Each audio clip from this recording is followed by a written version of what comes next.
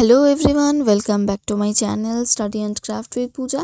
By the way, আমি পূজা আর আজকে আমি তোমাদের সাথে শেয়ার করছি ছোটদের পথের পাঁচালীর পর্ব বা পরিচ্ছেদ 19 থেকে 27-এর একটা মিক্সড প্রশ্ন উত্তরের সেট। অর্থাৎ তোমরা কিন্তু এই ক্লাসটাকে তোমরা তোমাদের সাজেশন ক্লাস হিসাবেও নিতে পারো। এর আগে কিন্তু এই সাজেশন পর্বের আর একটা ক্লাস পার্ট 1 আমি শেয়ার করেছি। যারা সেটা এখনও দেখোনি সেটা কিন্তু ডেসক্রিপশন বক্সের লিঙ্ক আছে প্লে লিস্টের পথের পাঁচালীর, সেখান থেকে তোমরা কিন্তু সেই ক্লাসটা দেখে নিতে পারো। আর আজকের ক্লাসটা যারা শেষ অবধি দেখবে তারাও কিন্তু আগের ক্লাসের মতনই এই ক্লাসের পিডিএফটা পেয়ে যেতে পারো। তাই ক্লাসটা অবশ্যই শেষ অবধি দেখো, তাহলে তোমরা জানতে পারবে পিডিএফটা কিভাবে পেতে পারো। তো চলো বেশি দেরি না করে ক্লাসটা শুরু করছি। প্রথম প্রশ্ন দিয়ে, রাজপুত্রের প্রতি সেনাপতির বিশ্বস্ততার নিদর্শন দেখা গেল না। রাজপুত্রের নাম এবং সেনাপতির প্রকৃত নাম কি ছিল?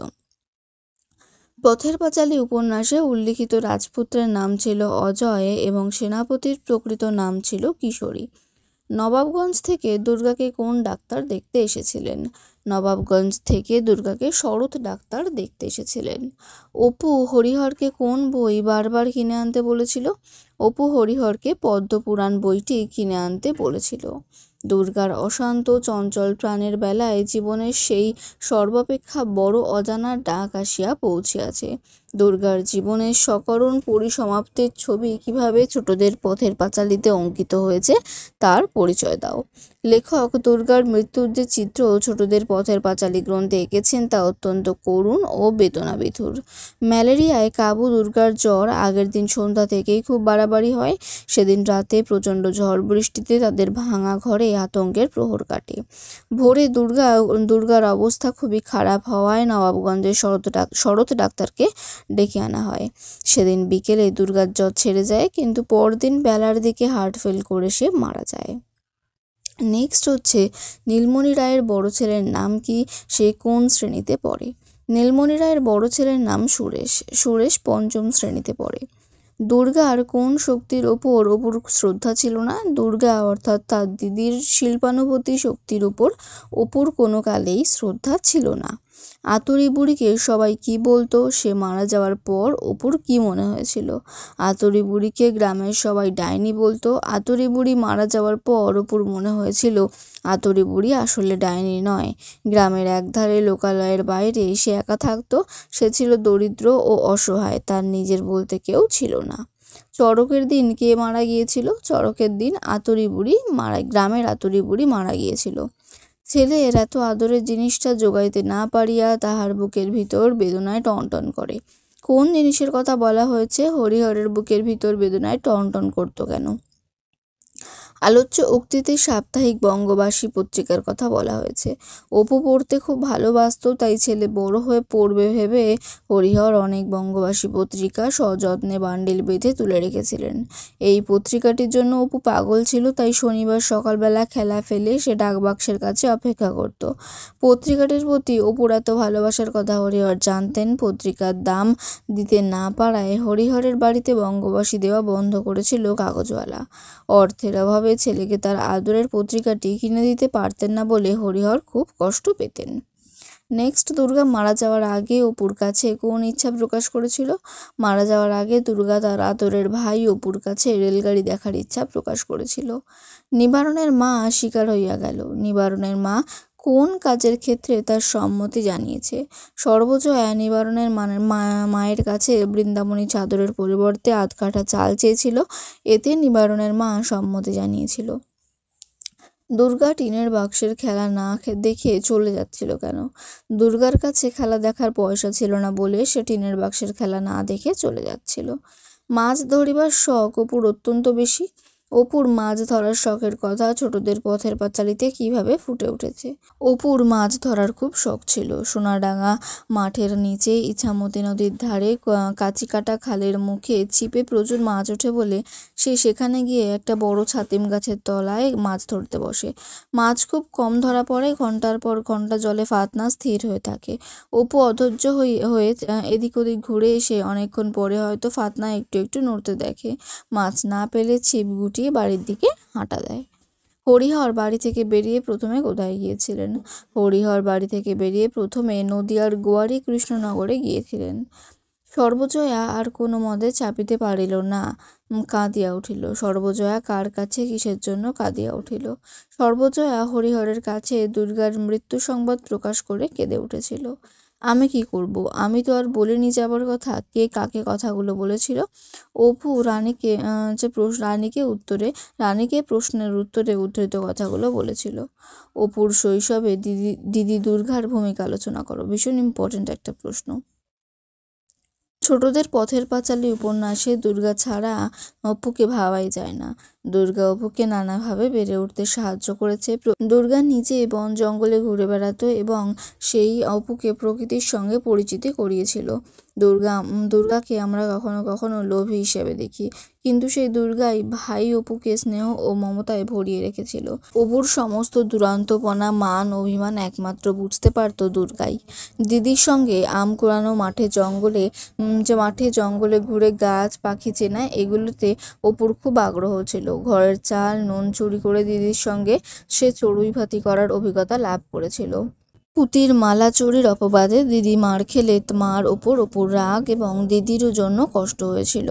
দিদির প্রতি রাগ অভিমান হলেও দিদিকে ঘরে দেখতে না পেলেই তার মন খারাপ করতো। দিদির সঙ্গে রেলের রাস্তা দেখতে গিয়ে পথ হারানোর আনন্দ, পানি ফল খাওয়ার আনন্দ প্রভৃতি ছিল তার শৈশবের অভিজ্ঞতা। তাই গ্রামের বাইরে বেড়াতে গিয়েও দিদির অপূর্ণ স্বাদ পূরণ করার কথা ভেবেছিল সে। দিদিকে সে প্রাণ দিয়ে ভালোবাসত। দুর্গা ছিল অপুর বেড়ে ওঠার সঙ্গী। দিদি তাকে যে জগৎ চিনিয়েছিল তা ছিল অপুর প্রাণের জগৎ। তাই গ্রাম ছেড়ে যাওয়ার সময় দিদির কথাই অপুর বেশি মনে পড়েছিল। পথের পাঁচালী উপন্যাসে দুর্গাকে জ্বরের সময় সর্বজয়া কি পথ্য দিয়েছিলেন? পথের পাঁচালী উপন্যাসে দুর্গাকে জ্বরের সময় সর্বজয়া পথ্য হিসেবে নিমঝাল সেদ্ধ দিয়েছিলেন।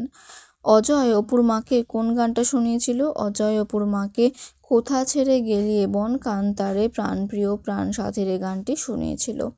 হরিহর স্ত্রী পুত্র কন্যার জন্য কি উপহার কিনে এনেছিল?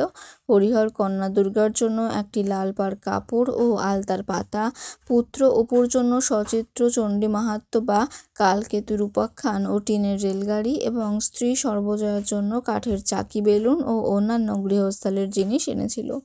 অপুর দফতরের চরিতমালা বইটির লেখককে? অপুর দফতরের চরিতমালা বইটির লেখক হলেন ঈশ্বরচন্দ্র বিদ্যাসাগর। মৃত্যুর পূর্বে দুর্গা অপুর কাছে কি দেখানোর অনুরোধ করেছিল? অপু তাকে উত্তরে কি বলেছিল? বৃষ্টি বাদলার মধ্যে নীলমণি মুখুজ্জের উদ্যোগে শরৎ ডাক্তার এসে ওষুধপত্র দেওয়ার পর দুর্গা আস্তে আস্তে সুস্থ হতে থাকে। অপু সর্বদা দিদির কাছে বসে থাকে। এরকমই এক সকালে দুর্গা অপুকে ডাকে ও তার কাছে রেলগাড়ি দেখতে যাওয়ার ইচ্ছা প্রকাশ করে। উত্তরে অপু তাকে জানায় যে দুর্গা সেরে উঠলে বাবাকে বলে তারা সকলে মিলে রেলগাড়ি চড়ে গঙ্গা নাইতে যাবে। নেক্সট হচ্ছে পথের পাঁচালী উপন্যাসের সর্বজয়া নাপিতের বউয়ের কাছে কি বিক্রি করতে গিয়েছিল?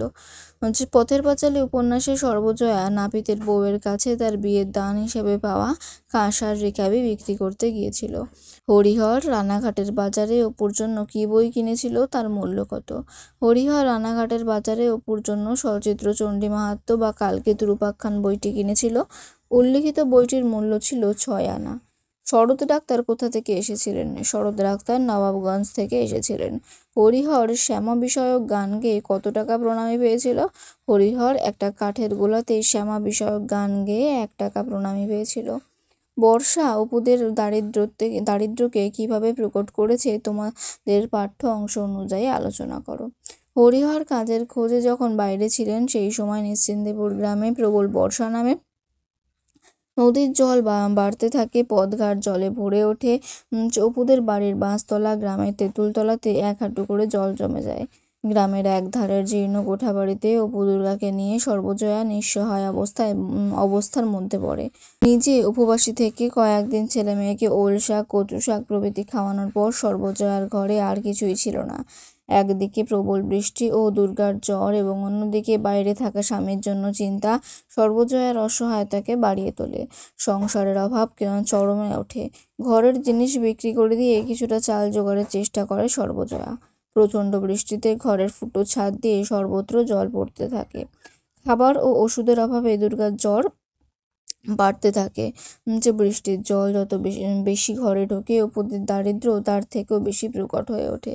প্রবল বৃষ্টিতে অপুদের বাড়ির রান্নাঘরের দেয়াল পড়ে যায়। এক সময় ঝড় বৃষ্টি থেমে গেলেও দুর্গার জ্বর কমে না। যে নবাবগঞ্জ থেকে ডাক্তার এসে দেখে যান, শেষ পর্যন্ত ম্যালেরিয়ায় দুর্গার মৃত্যু হয়। এভাবেই ঝড় ও বৃষ্টির দাপট, হরিহর ও সর্বজয়ার অভাবে সংসারকে সব দিক দিয়েই আরও বেশি দরিদ্র করে দিয়ে যায়।